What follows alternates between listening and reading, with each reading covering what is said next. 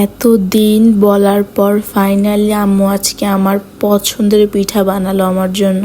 So hello everyone, আসসালামু আলাইকুম। This is Maliha from Maliha's diary. কিসের শব্দ?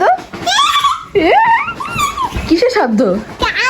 হ্যাঁ যেন কিসের যেন শব্দ আসে, দেখো তো।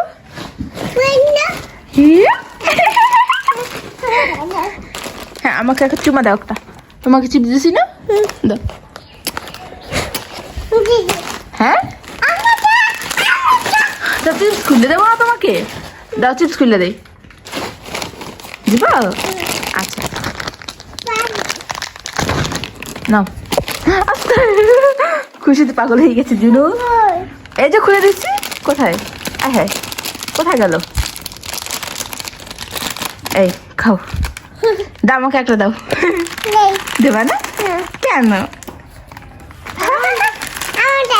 কাঞ্জিলাকে একটা দাও। হ্যাঁ মজা মজা। দাও আমাকে একটা হাতে চুমা দাও। এখানে এখানে এখানে।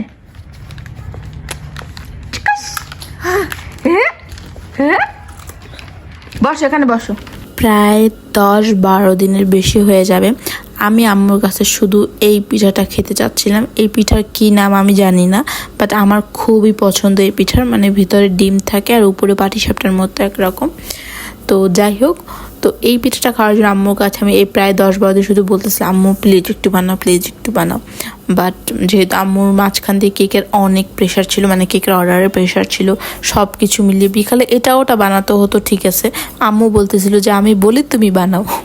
আমি বলতেছিলাম যে না না, তোমারই বানিয়ে দিতে হবে, কারণ তোমার হাতের যেটা সেটা আমার হাতে, আমি তোমার হাতেরটাই খেতে চাই, কারণ তোমার হাতের টেনে বেশি মজা হবে। নো সো আম্মু ফাইনালি আজকে বানালো। আজকে জোর করে আম্মুকে আমি রান্নাঘরে নিতে বলছি, আম্মু তোমাকে আজকে বানাতে হবে, আমি কিছু জানি না, নাহলে আজকে আমি এরকম বিকালে নাস্তাই করবো, তোমাকে আজকে বানাতে হবে। তারপরে তো আম্মু বানানো শুরু করে দিল, যেহেতু অনেকদিন ধরে বলতেছিলাম। এরপর এই তো আম্মু হচ্ছে ডিম দিয়ে এইটাই করতেছিল। আর এইটা আম্মুনিকে আজকে বলতেছিল যে এইবার অনেক দিন পর করছি, কেমন হবে জানি না। বলছি নষ্ট হোক সমস্যা নাই, তুমি তাও বানাও প্লিজ। সত্যি কথা বলতে অনেক মজা ছিল।